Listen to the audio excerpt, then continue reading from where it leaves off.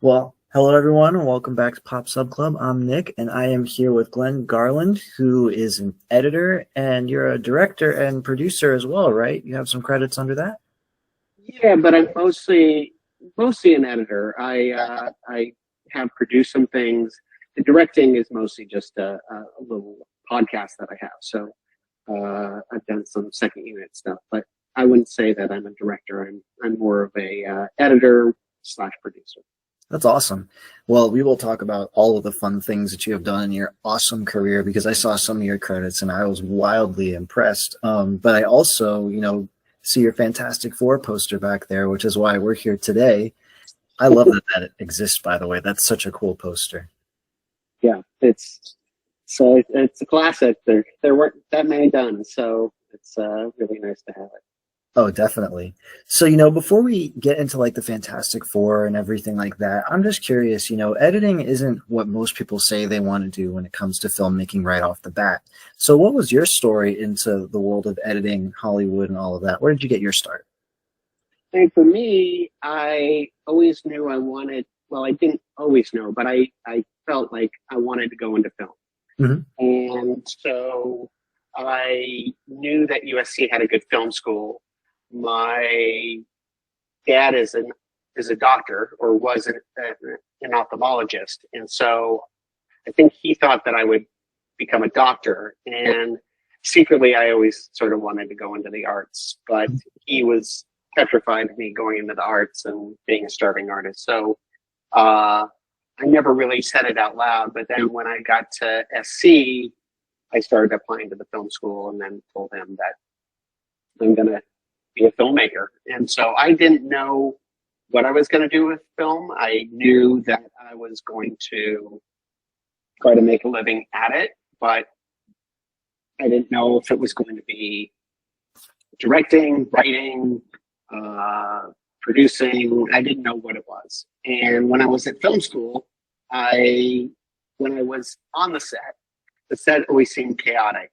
Hmm. The editing room felt like I could really hone my craft, and it was not as chaotic, and I could really have instant gratification seeing, okay, if I make this cut, does this work? And on the set, you shoot things and you're just not sure.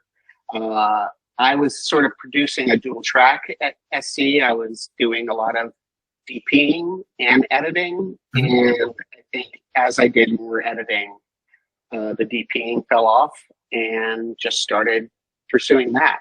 And then when I was at film school, I got a very lucky opportunity to cut a feature. And so I was 19, 20 years old, and I was cutting a feature deferred. So I wasn't getting paid anything. And deferred usually means that you never see a dime. And I never did see a dime from that.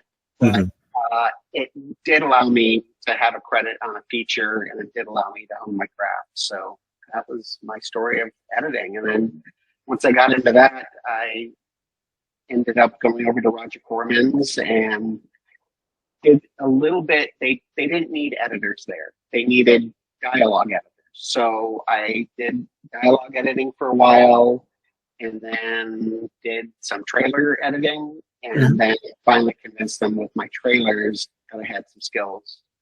And then they allowed me to start cutting. That's awesome. It's funny that you mentioned film school and wanting to go to a spot that felt a little bit less chaotic. When I was doing film school and I went to college, I kind of felt the same way. There was a lot of chaos and different facets that I thought I would like. And eventually I was like, I don't know. It's funny too, because I used to like edit fun YouTube videos of like movie clips and stuff when I was in high school. So I kind of get like a very small percentage of what you mean by just the level of like storytelling and fun that you can have with editing and the way you can kind of put a world together just based on how a cut looks in a certain spot and where. So that is so cool. Now for Fantastic Four, how did you end up like with getting at the time, such a big opportunity with one of the biggest, superhero franchises out there? Well, you probably have heard that the Fantastic Four was one of these projects that came to Roger Corman. Hmm. And what ended up happening is that New Constantine had the rights, and they were going to lose those rights unless they made the film before a certain date and that it was done by a certain date. Yeah. And as long as that was happened, they could retain the rights. So they didn't want to spend a ton of money to retain those rights, but they did want to retain those rights. So they went to Roger and they said something like, I don't exactly know the exact amount, but it wasn't much. It was like, we'll spend 750,000, you spend 750,000, and we'll make the Fantastic Four, which just is ridiculous. First of all, you don't Yeah. make Fantastic Four for $1.5 million, but I don't think that Roger spent any money. I think that Roger used his facility, and so he's like, okay, well, I'm hiring my people and I'm using my facility to make this movie. So that was his contribution to Hmm. the film. And then at the time, I, after having cut some films at Roger Corman, I started getting a reputation for being pretty skilled. And so they recommended me to Oli. And so Oli saw some of the things that I had done and decided, let's do this. And after talking about the Fantastic Four, what he wanted to do, after seeing whether we would be a good match, Oli hired me, and then we did the Fantastic Four.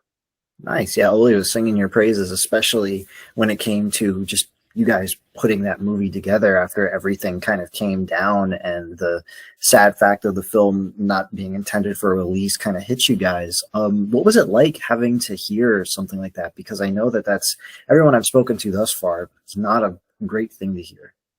No, it was terrible. We were barreling towards fulfilling our responsibility, which is to deliver a final cut by a certain date. Hmm. Roger had been talking a lot about putting it in. I think he was like, it's going to be the biggest release I ever do. It's going to be 500 screens. And we had been on the cover of Fangoria, and there was a lot of buzz in the industry. I think that in Variety and in Hollywood Reporter, there was a lot of talk about Fantastic Four. And so we were super excited. And then to hear one night, you need to tell us how to get all the elements so that we can send it all to Marvel so that they can vault it, was devastating. Yeah. And we just felt like we had the rug pulled from under us. We thought we were gonna have the Fantastic Four out there, and you know, people who've seen the movie, they don't really love the visual effects. The visual effects we did as much as we possibly could with the money that we had, and we had some issues with visual effects. Our first vendor did not work out well. Our second vendor just worked his ass off, but at that time, CG wasn't what it is. Yeah.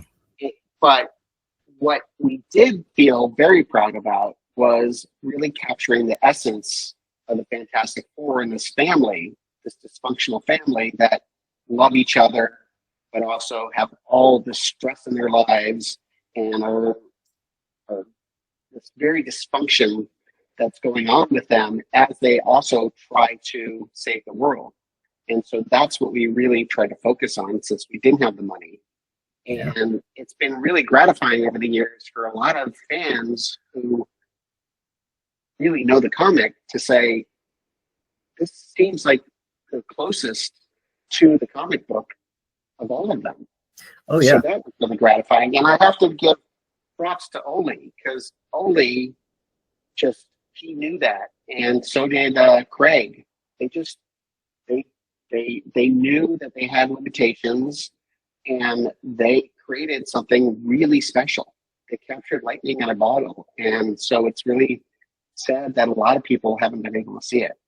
I agree. I agree. And I think that because, growing up, my first exposure to the FF in terms of like the big screen was the 2005 film. And discounting this upcoming one, I really feel like the 1994 one truly felt like a family, like you said, because I know in the 2005 one, as much as I do love those movies, they always felt like people in quarantine. And then in that 2015 one that came out, they felt like four different personalities just in a space. But in the 1994 one, like that, the setting up of, who everyone was and their relationships beforehand, before they got their powers to after, it did feel like a family, not just four friends or four strangers given these gifts. So I agree. And as far as the special effects went, I mean, like, yeah, it was 1994, and I saw the Human Torch footage when he flamed on all the way, and I don't know if it's because I grew up with like the PlayStation One Spider-Man game, and I've seen video games evolve. To me, when you hear like on magazines, oh, it looks terrible. Watching it, I honestly was like, honestly, it could have been much worse. Like considering the time frame that you guys had to all put this together, I think that it came out as best as it could, and it could have been so, so much worse. And I wish, like you said, I wish people saw that, and I wish more people realized that as well. Because, I mean, like you said, lightning in a bottle, there's so much special in that movie that you guys were all able to put together. And I hate so much that it got such a bad hand out of everything. Yeah, and you know, people don't realize we had, I think, less than $1 million to make that film, Hmm. and you just don't make the Fantastic Four for under $1 million. You can't, no. He can't. But we, with a lot of love, blood, sweat, and tears, came as close as we possibly could and did as much as we possibly could with what we had Hmm. to really bring it to life. And so I when I speak to people and they're like, I I love those characters. The actors brought it. Omi brought it. Mark Perry, the DP, brought it. Everybody brought it. Yeah. Uh, and I think that in some ways, the best costume that was ever done for, uh, the thing was what KMP did. Like Hmm. they nailed it. Yeah. I was telling Craig Nevius that I felt like the thing suit emoted just as much as the Ninja Turtles in the 1990 film, and that had Stan Winston behind it. So with a budget like that to come out with such an authentic and realistic and emotive thing suit is just like, oh man, everyone really just went all in. I should send you a thread in our email chat. I saw a Reddit post, I think it was yesterday, which thankfully, and part of the reason why I wanted to do this was the new film is bringing so much attention to the franchise again. And they were talking about the 1994 film, and I clicked it, and I always get a little nervous because when I was growing up, if I heard about that movie from some comic book fans, they were always ragging on it. But the turnaround has been so impressive with this new film and the new audiences that they're able to appreciate what it is. And everyone was just praising the film, talking about how, like you said, it captures the essence of the characters. They all look like their comic book counterparts, top to bottom. Joseph Culp's Doom is like the best Doom by far. It's nice that the fan base seems to be growing more. And I can only hope that in the near future, this means that there'll be a more official capacity that people can watch this film. Absolutely. Yeah, it's something. It was something to behold. I thought it was awesome. I'll have to send you that link though. That's great. And it is kind of wild that we did this more than 30 years ago, Yeah, and it still has a lot of fans. And so that doesn't happen to many movies, let alone one that never got released. yeah, and it's funny too because when I was a kid, I used to read Wizard magazine. That was kind of like as I was growing up watching the movies. Wizard magazine was like my entry level into comic books as a whole. And the first issue I ever got of that magazine was the 50 best comic book movies of all time, and that was where I'd heard of the Fantastic Four. But the people who wrote it didn't put it very high on the list, and I don't, even now that I'm older, I still hate the fact that they put it in the same like area of like Steel or Batman and Robin and like towards the end of things. And from that point forward I was like, wow, I guess this one just really wasn't what it was supposed to be, but it Well, actually was something special. the comic, back 30, 40 years was like one of the signature Marvel, Yeah, and people loved it. And so being able to work on the Fantastic Four was huge. And I feel like what hurt it was, and I don't want to dump on the other films. People, when you make a movie, it's so hard, and you're trying to please so many different. I yeah, think that what were they were afraid of making it seem too hooky, because it is a little bit more like a Leave It to Beaver 50s family, but underneath it, there's so much modern tension and things like that you could really tap into. And what these films did is they ran away from the sort of the family part of it, because they yeah, thought it's not cool. It is a family. That's the whole conceit. Is this is a family of people who live together and save the world together, who are all messed up together. exactly. And it's funny you say that because I have been doing reviews on all of the past films leading up to this one. And what I've been saying in so many of them, because I am such a strong advocate for what you just said, is that they all prided the fact that they were superheroes. But then if you read the comics, the superhero aspect kind of came by the default of their actions. There's a family and they're explorers and they're scientists, and the superhero stuff and the celebrity stuff came as a byproduct of that. And I agree. I think that every movie that came out theatrically, um, while there were some that I loved and some I'm not the biggest fan of, I do agree. They kind of leaned away from the family aspect as much. I've only ever seen it in 1994, and it's shaping up to be in this new film as well, which is nice to see. I'm excited about the new film because they do seem like they're not running away from that family aspect, which Yeah. is the key to that the comic. If Hmm. you don't, if you just want to have a guy who stretches and a guy who flames on, and a big rock guy who punches, and somebody who turns invisible, like that's yeah, they have superpowers, but Hmm. why weren't these four characters together? They Yeah. were together because they were a family. And so that's, you know, Johnny is related to Sue, and, Reed is married to Sue, and, the big, friend is, he can't like be on his own. He's a stone creature. So, Yeah. it was just, that's how it became what it Hmm. was. And You Reed's can't guilt. run from that. Yeah. Yeah. And Reed's guilt Yeah. always extended past the thing. It was everybody. He felt bad because of what happened to everyone. And I feel like other movies would get away from that and just focus on, oh, he feels bad because his friend turned into a rock. But there's so much more complexity to it than that. And his guilt with Doom too, Yeah. Yeah. which is kind of cool too, is that we captured that, and I'm hoping that they do.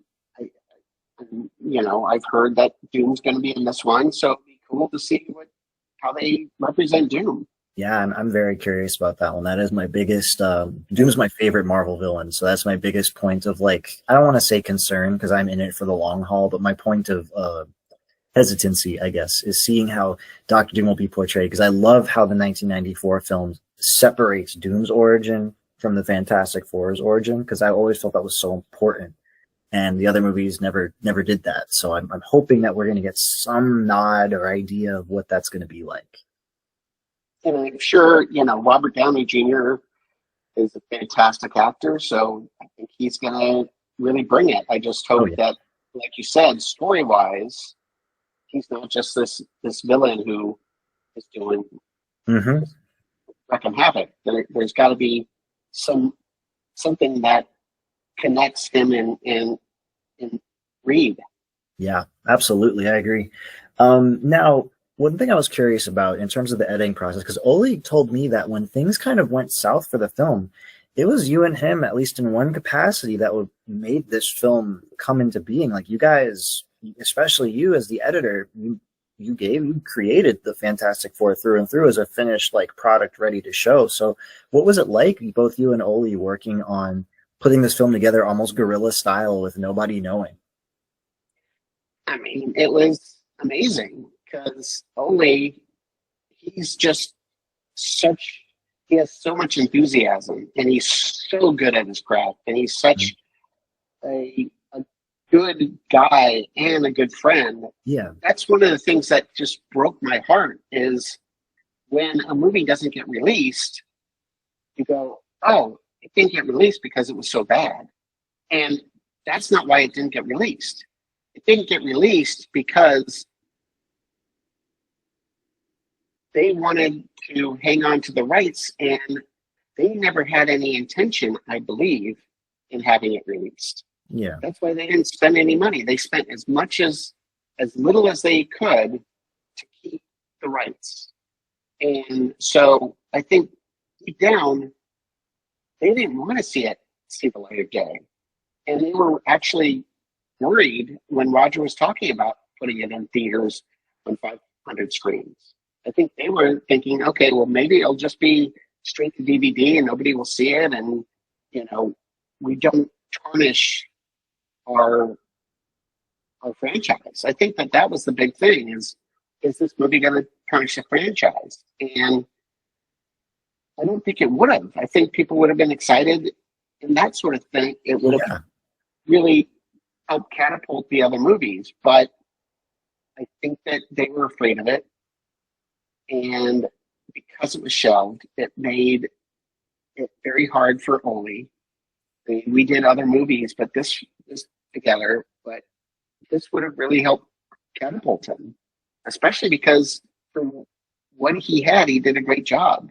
And we worked in the trenches for a year and just kept pushing it and pushing it and pushing it. And the reason why it took a year was because of the visual effects. Like we had a cut pretty early on, but trying to do visual effects, it took a long time back then to do some of the CG. Yeah. And also, Oli would never take that's good enough for an answer. He just was like, hey, let's just come on. It's for the fans. We have to create something that's special. We have to live up to the source material. We have to really push it over the finish line. And so, like working with Oli in the trenches was great. It was just hard when suddenly we found out that it was being taken away.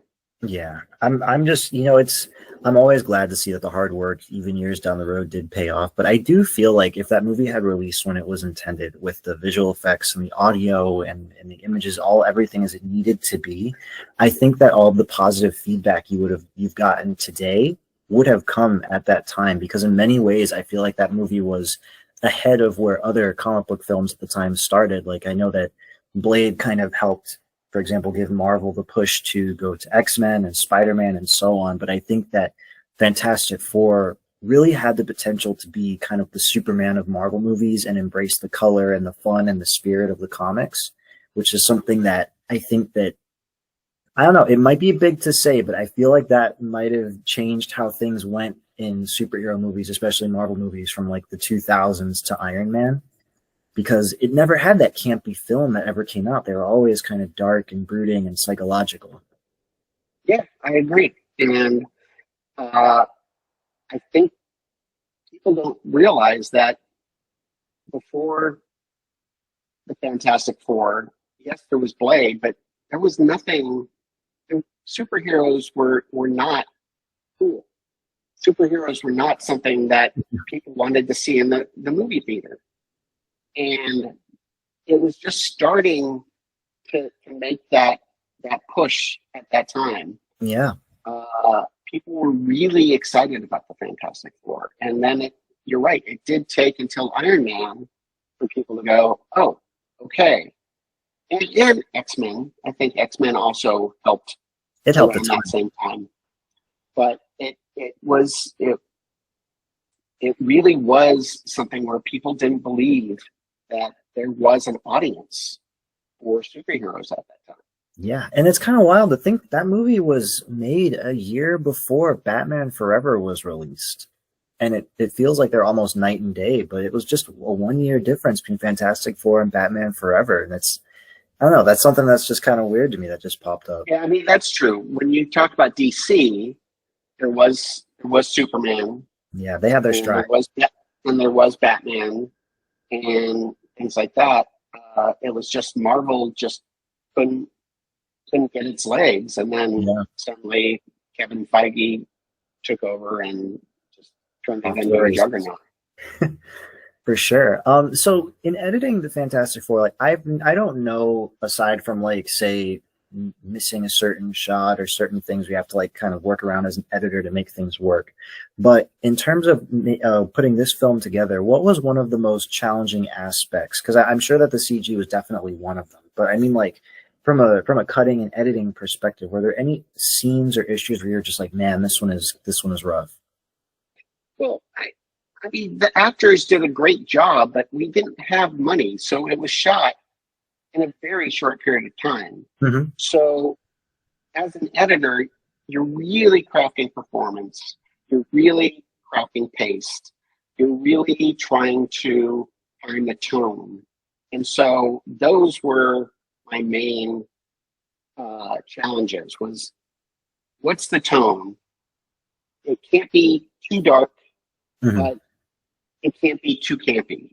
It we really want to have this this tone of this happy family, but also they they're pissed at each other. They're really angry at each other. Yet they have to fight this thing. That was a huge challenge. Crafting performance, just who is Johnny? Who is Sue? Who is Reed? Who is Doom? Who is, I forget his name, but the thing that Oh, Ben uh, Grimm. Ben, who is Ben? Trying to really craft that. And then also, one of the challenges was we had this mole man, which just sort of came out of nowhere. Hmm. And I guess he was not the mole man. I guess he was the jeweler, and Yeah. he was the mole man because of rights. We couldn't have him, and yet how does he connect to all this? Because the real essence of the movie is how did the Fantastic Four become the Fantastic Four, and then how do they then deal with uh, Doom now that Doom is angry and wrecking havoc? So that was the essence. But then you had this weird subplot. So Mhm. how do we make that work? And that also led to Ben and his romance, uh, and so dealing with that. And then pace, we really wanted to have it as paced up as we possibly could. Mhm. So those three things, I think, were part of the biggest challenges. And That was then really honing and crafting as much of the CG as we could when, you know, CG was pretty rudimentary at that time. And so Oli and I were trying to figure out how can we make the fire look as real as possible mhm. without it, how can fire was not something that people were doing. Yeah. So how do you make that work? How do you make like Sue was easy. The thing was easy, but but how do you make Reed stretch? So it was all about that kind of stuff. Mhm. That's cool though. I mean, well, for starters, I thought the fire actually looked really cool when it's all said and done. I thought it turned out pretty well. And the stretching, I think that was always going to be a tough one though. But I saw like some clever tricks that you had worked where it was like so a brief stretching moment and then cut back to when it was like coming back. So I thought those were pretty slick ways to make it work. Now when you were editing, did you have almost like a mental checklist because you have the plot, you have the film that's been filmed, and you have like the script, and you know what the idea of chain of events. But as you mentioned, like tone and character arcs, and making sure everything was set at a proper pace. Did you have to like keep a mental checklist, or did it all just kind of come organically as you were going through the editing process? When you edit something, they usually shoot out of order. So you can't, like, Oli and I had a discussion about the feel that he wanted for the film Hmm. and how the tone that he was looking for. And so that was in the back of my mind. But I would get a scene that was sort of three quarters of the way through on the first day, and maybe the first scene in the classroom on day 14. And so it was just sort of, in a way, going, okay, where are the characters in space at this point in time? Where are they emotionally? But that is the same thing with every film that you cut. Yeah. Every series that you work on is trying to go emotionally. Where are they? What's the subtext? When you're cutting a scene, the, the the best writing is where they don't actually tell you what they're thinking. There's all this subtext, all this layering. They don't just blurt out all the exposition. Yeah. And so you're trying to expose the layers and the subconscious and the different things that people are hiding through the editing, so it's clear, but not so clear that it seems like it's on the nose. And so Mhm. that's that trick. That's cool though. I mean, were there any scenes that were filmed that just didn't make it into the final cut that maybe people don't know about? I wish I could remember. It was 30 years ago. No, that's I'm fine. sure that there were, and if we had the DVD, we would have put them on the DVD extras, and that would have been amazing. Yeah. I think that if I can remember correctly, the jeweler had a bigger part, Okay. and so I think that that maybe got trimmed down, uh, but I can't quite remember at this point. No, no worries, no worries. That's honestly a better answer than I thought, because I didn't know if it was going to be everything was in it or nothing else was in it. Like I don't know, but I like that answer. That works for me. Now moving forward, so how did it feel when the movie kind of like when people were talking about how it ended up in cons and it was bootlegged and that, and like I know that you guys weren't the only ones that took it to a place to get copies of copies. How did it feel finding out that people were watching your movie and they had thoughts on it and a lot of them were positive? It was surprising as hell because I remember after it had been taken away and Oli and I were cutting another film, we'd sort of sit and we'd talk and it'd be just like, it's sad that nobody will ever see this. And that's that's a crime. Like, all these people worked hard and all these fans were looking forward to this, and they just won't, even if they don't like it, at least then they can form an opinion. But now nobody can form an opinion. Yeah. And then suddenly we hear that it's being bootlegged at the comic book conventions. And so we're just, holy shit, do people even like it? I mean, when we started hearing that, we were really surprised. Is it okay for me to cuss them? Yeah, you're fine. Oli was cursing way more. Okay. So we were like, holy shit, it's out there. This is great. And what are people saying? And we started hearing a lot of people liked it. But we also heard a lot of people thought that the effects were cheesy. Well, Oli and I thought the effects were cheesy. So it was like, okay, like, Like, we know that. we did as good as we could, but then what kind of blew us away was, as the subsequent movies came out, people would talk about our movie and then compare them.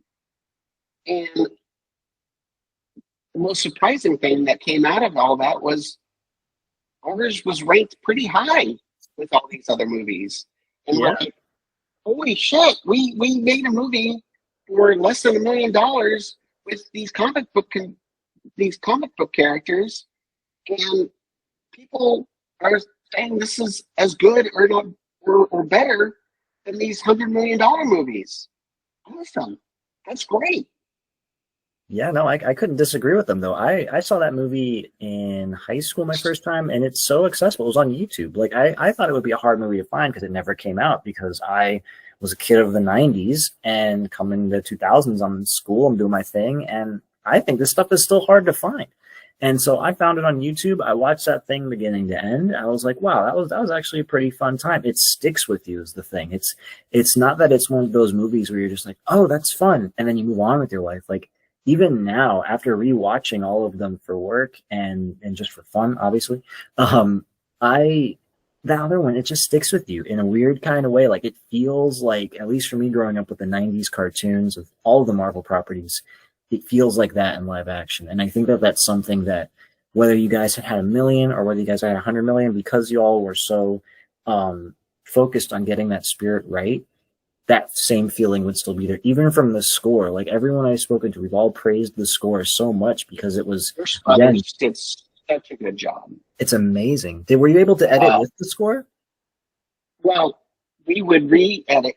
The thing is, because we had time, the Worst Brothers, they scored the film, and then we would start getting the visual effects, and then we started cutting to the score. So at first, we just used temp. Then the Worst Brothers did their magic, and the wonderful thing is, I think that's one of the reasons why it stays with you is also their score is really catchy. It's And so they did catchy. a fantastic job, and it really captured the essence and the tone. And so we were able to then re-edit with the score, which doesn't happen on all films. A lot of films, you lock it, you give it to your composer, and then you go to the stage, and then you're done. This, we were able to rework it and to finesse it with that score. The other reason why I think that it stays with people is because it's so earnest. Yes, that's a good word for it. The thing is that we were all really young. Like I think I might have been like 22, 23 years old cutting Fantastic Four. It's like a dream job. And it was a dream job. And so there was just so much love and care put into it that I think that people feel it. It's like when you cook with love, people taste it. When you make a movie with so much care and love and earnestness, it just it pervades the essence of the product, and people feel that we weren't jaded. Yeah, We were jaded afterwards. We found out it it's understandable. belief, but at the time, we were not jaded. Yeah. We were excited. That's great. And I think something too that I've noticed is I recently rewatched the 1994 cartoon series because I am just hyping myself up for this new movie as much as I can. And I actually got it on DVD as well because I love the property so much. And it's the 1994 film is the perfect companion piece to that animated series. But then you think of the animated series and it's essentially adapting Stanley and Jack Kirby's earliest stories. So I feel like that's kind of the ultimate compliment to the film is that it's like the Jack Kirby and Stan Lee era is just in that film, from the score to the cast to the writing to the directing, the editing, all of it. Like you can feel it. Like I absolutely adore Joseph Culp-Doom. I still like he's my benchmark for Robert Downey Jr. I'm like, if he can capture that level of anger and pettiness, I'm there. And that cockiness, like that's Doom to me. Well, he like took it as like a Shakespearean character, which I think is what Stanley and Jack Kirby were also doing, was that it was larger than life. It was Shakespearean what these characters were going through, and so he totally tapped into that. And that's why his Doom, I think, resonates so much. I think And so. I just like think of him as like when he's being electrocuted and just even his body, the way that it's almost like he's screaming to the heavens, like, screw you, fuck you, Yeah. you know, how dare you? And so it's great. And to see the sort of see them in the classroom together and how there's this competitive friendship that Hmm. then turns into this competitive, like, oh, you think you're so good, and you know, so I'm going to be so bad. It's just it's it's Shakespearean. And the other thing that I think was really cool is that uh, Stan and Craig talked about the story Yeah. and really broke it with with Stan. And so that's, I think, was a little heartbreaking too. Was Stan sort of washed his hands of our film when what happened with Marvel? I think maybe he was forced to sort of divorce himself from the film, but he was the biggest fan. He was coming to the set. He was excited. He worked really closely with Craig, Medius on the script. He talked a lot with Owie. So he was on board. And then when it was shelved, he had to sort of, I don't know why, but he had to sort of go, oh, that's not my film. That's not my project. That's not part of me. And Yeah. so that's kind of a bummer. Yeah, I've watched the Doom documentary a couple of times, and I watched it recently for my review, and I remember hearing that part where Stan kind of had to divorce himself from the situation. And as a Stan Lee fan when I was a kid, that was even the second time hearing it, that was kind of surprising. And even now, like knowing the relationship he had with Craig and just kind of it makes it, I don't want to say it makes things fishy, but it definitely makes it shows how peculiar the situation was as a whole because I don't think Stan would give a seal of approval on anything just for the sake of doing it. And he is the type of person where he's happy to see any iteration of the character as long as it captures that spirit. So it was very strange to hear and sad to hear that that situation had to transpire the way it did. Yeah. And I don't know what was going on, but it had to be sort of almost like that corporate thing where Yeah. like you need to like let go of this because the whole point is for us to make $100 million Fantastic Four, and we need to like hope that this never sees the light of day. Yeah. Well, I, for one, personally, I've been pushing that petition to make that movie finally get the light of day. So I hope it gets that. Now, Imagine taking the film that we made and then updating the visual effects for today. yeah, that's all it takes. It would be amazing. They did It would it, like be I was saying before, they did it with Zack Snyder's Justice League. I mean, and that movie was less complete than yours. So I feel like it's not the hardest thing in the world to do. And I know very little about that aspect of Hollywood. But and if you did something like that, I think that there'd be so much excitement mhm. for that to come out. Yeah, especially if it were to come out around this time, you're not getting just one movie. You're getting two movies. And one of them, all you have to have potentially is a Disney Plus subscription if they want it. Like something as simple as that. But I don't know. I'm gonna keep pushing for it though because it's a special movie and it's part of the history of comic book movies and it deserves the attention that it's getting and more. So, you know, Even if it, even if we kept like, even if it was released the way it is, yeah, I think people would love it it's charming. because you have to like know, okay, this was 30 years ago, no money. Hmm. But do I enjoy the ride? Yeah, People enjoy the ride. yeah, it's a time capsule. You know, it's something special. And I hate when Hollywood does those things. They did it with Batgirl. They tried to do it with Looney Tunes versus Acme. Like I don't like when artists' hard work are put in a box because of the bottom line. Right, I guess Yeah. at the end of the day. Like when you're talking about, you know, the Roadrunner movie, great that it's going to see the light of day. Because Yeah. I've heard it's good, and it was just okay. It seems like it makes more sense to just use it as a write-off because we need a write-off. That's not that's not the way movies should be made. Never, never. It's an expression. That's like painting an entire thing or painting an entire gallery and then being like, actually, we're not going to show it off. We just wanted to build hype, and then where'd the paintings go? Like it's like that. It's not cool. Yeah.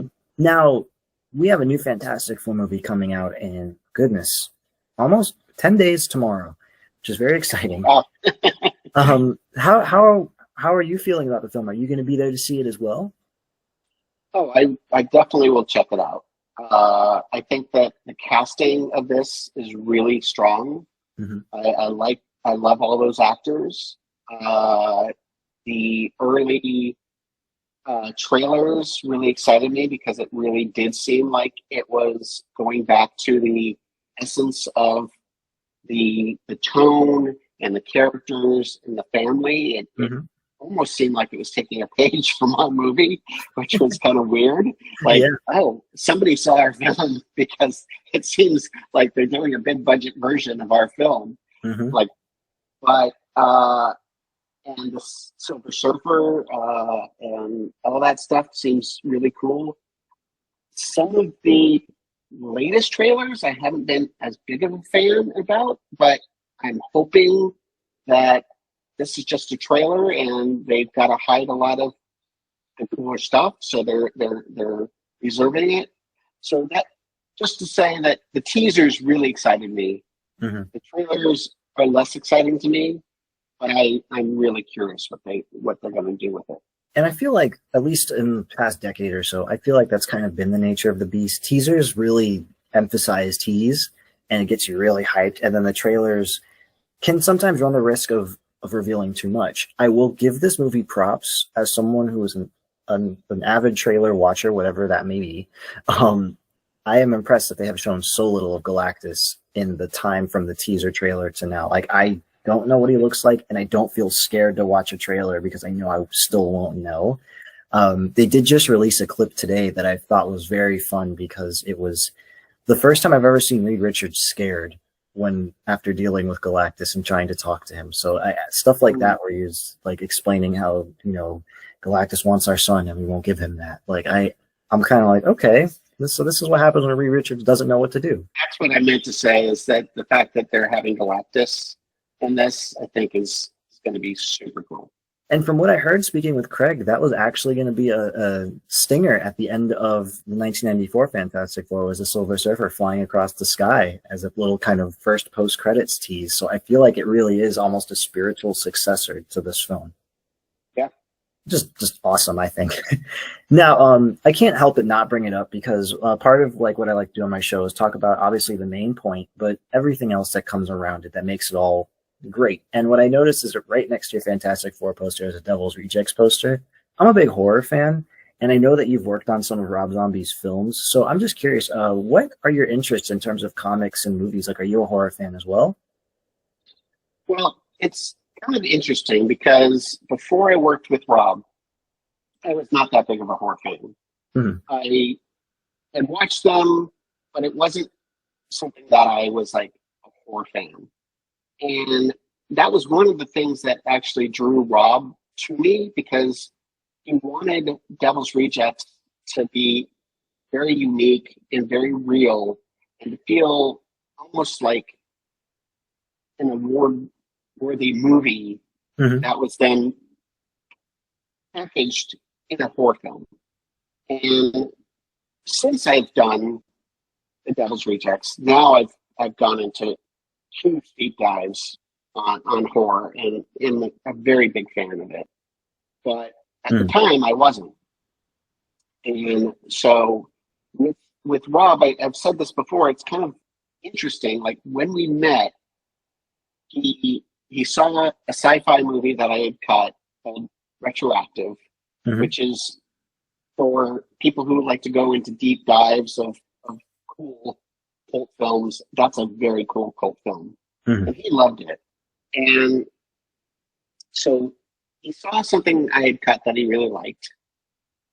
he saw that I did a lot of uh, different genres, and he told me, I said, how do you see the editing of this? Do you want it to be like House of a Thousand Corpses? And at that time, I think it might have been because he had so much trouble going through the studio with House of a Thousand Corpses. He's like, I don't want it to be anything like House of a Thousand Corpses.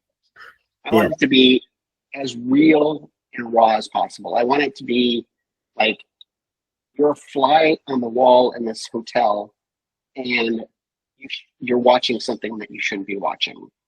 And I want it cut like 21 grams meets Eternal Sunshine of the Spotless Mind. And Okay. I'm like, okay, that's interesting. Let me wrap my head around that. And so that film, it just, we were able to play so much. And Rob created such a great, safe sandbox. Like the best directors are directors who go, okay, here's my sandbox, and here's all the toys in the sandbox, and here's sort of my ideas, but now I want you to go and play.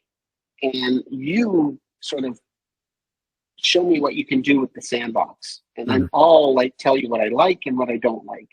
And so that's what we did with Devil's Rejects.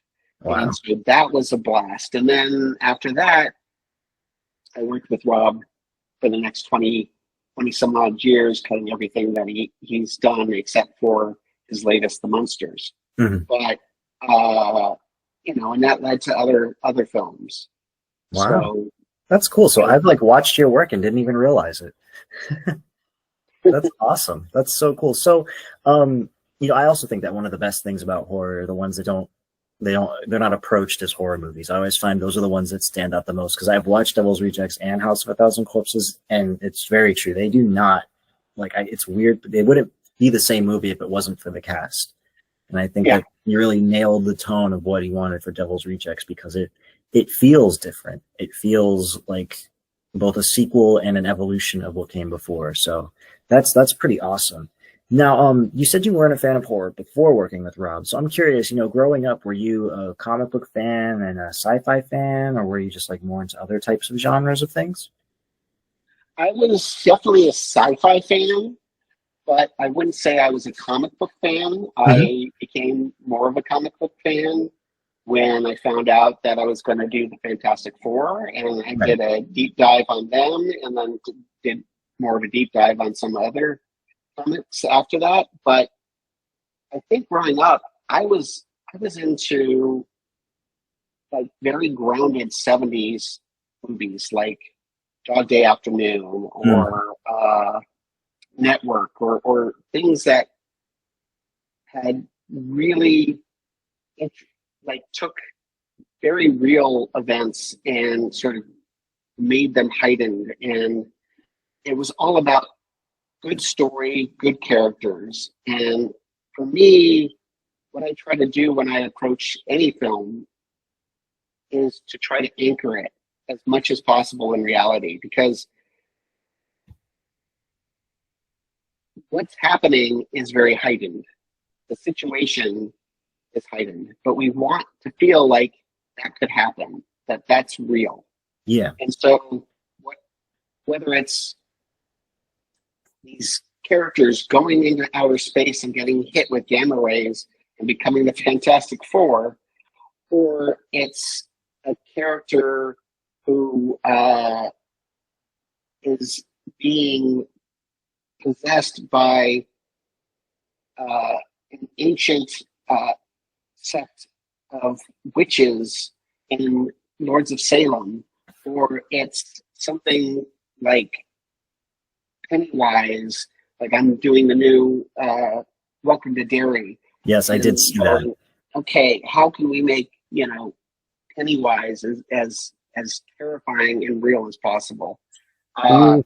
That's what the directors are also doing. Yeah. Uh, how can we take a character like Charlie Cale in Poker Face, and as absurd as giving cocaine to an alligator is, how can we make that as real as we can so Yeah. that people buy it. That's funny. That's awesome too. Like I think that grounding things when they need to be is super important in movies as well because it makes it believable and it makes the stuff memorable as well. So that's really cool that like you came up from a time of movies, especially in the 70s, when I know like political thrillers and like, you know, noir, like detective movies and action films, movies like Bullet. Like I grew up on movies like Bullet and Seven Yeah, Ups and stuff like that. So I think that's yeah. cool that that's kind of like your school uh, of movies that kind of informed your future. Now, I, for one, know, you know, for my job, I do other interviews as well. So I know when not to ask things, but I just have to say I am very excited for what you're going to do with it because my fiance and I are very big fans of Bill Skarsgård's Pennywise. And we thought that the scariest one of the two was the first one because of the kids being involved and we're very excited to see kids, you know, that same element be brought into this new one, but also aesthetically more like the original novel. So I don't have any questions for it because I don't want to cross any lines, but I am very excited to see what you're going to work with. And the fact that you said you wanted to make him terrifying is makes me so happy because he is such a creepy character. He's got a lot of teeth. I don't like that. Well, you'll see. I will say he does have a beautiful smile. And welcome to Derry. Oh, that is lovely to hear. Well, if it gets closer to the release date and you're able to talk about more, I, for one, very open to chatting again about it because I'm happy to. that would be sick. I'm happy to. Sweet. I'll have to. I'll keep that in the back of my mind. I'll reach out later in the year when it drops. But Yeah, I mean, if you want, I could also get the other editors, or it could just be the two, you and I. I mean, shoot, if you know other people that are involved, I'm not going to say no to that either. No, that is cool. I am up and coming with this podcast, so anyone and everyone who is involved in the craft of movie making and just art, whether it be like anything from theme parks, comic books to movies, TV, I'm always ready to talk about it, and I'm always ready to talk to them about it. So I'm thankful for any opportunity I get. Well, you know, you might want to cut this, or you might not, but plus you're a pro. You're really good at this. So Well, thank you. I appreciate that.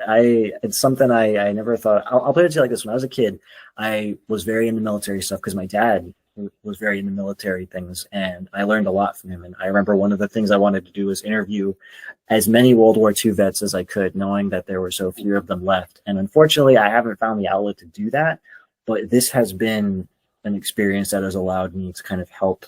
Like in the case of Fantastic Four, it's a movie people don't know about, and I am happy to do whatever I can to like kind of archive all of these stories and get as many people attached to it as I can. So I you know, thank you for saying that because it's truly a blast to do stuff like this, and I solely do it for the fun of it. Like talking about superheroes and movie making is one of my favorite things. So this is great. awesome. Cool. Yeah, for sure. You also have a podcast that you do as well, which I have kind of looked up and checked out, and I believe it's called Editors on Editing. Yeah. Yeah. It's a deep dive where it's basically an editor, me, talking to various editors about their latest projects and really going into what they were thinking when they cut the film and also some of their history of some of the different projects that they've worked on, what it's like with either visual effects, what it's like with music, what it's like editing, what it's like working with the director. So it's a it's a film lovers podcast for editors. Awesome. Do you have any special episodes that you recorded that you just like to tell people that you got to record by chance? I mean, it was really cool talking to James Cameron when Yeah, that's a big one. we did Avatar. So that was really cool. I just did Steve Marioni for F1. Eddie Hamilton was great for Top Gun, Maverick. Recently did Joe Walker for Dune Part 2. So yeah, there's a lot of great ones. Holy cow. I did not expect you to come out the gate with James Cameron. That is awesome. Well, yeah, Editors on Editing. I got to make sure that everyone gets to hear that one because that sounds like an awesome podcast and one I definitely intend to listen to because I mean, shoot, that's some great guests right there. So thank you for sharing that, though. That's really exciting. Absolutely. Yeah. No, it's a labor of love. I love it. Sort of like you, I just do it because I just love the craft. I love talking to people who are creators, and I just get a lot of joy out of sharing that with other people who are film fans. Perfect. And you can find that where, like Spotify, YouTube. You can find that, yeah, Spotify. You could. It's not really YouTube, but it's Spotify, Apple Podcast, American Cinema Editors. That's the. It's sort of in conjunction with American Cinema Editors (ACE), and it's a film lovers podcast for cinephiles. Perfect. That's awesome. Well, I hope everyone gives that a listen because shoot, that sounds like a blast. It sounds very interesting. So cool. Thank you for that. Thank you. Glenn, it has been a treat talking with you. I absolutely adore hearing you putting this film together. I love the film. I want the film to get more eyes. And, from the bottom of my heart, thank you for putting together such an awesome superhero movie. Thank you. Really appreciate it. It was really great talking to you today. So thank you very much. Yeah, no, I can't wait to do it again. This has been such a blast. But yeah, thank you everyone for listening. And I hope that you guys enjoyed, and you can bet that there'll be more coming in the future. So take care, everyone. This was great.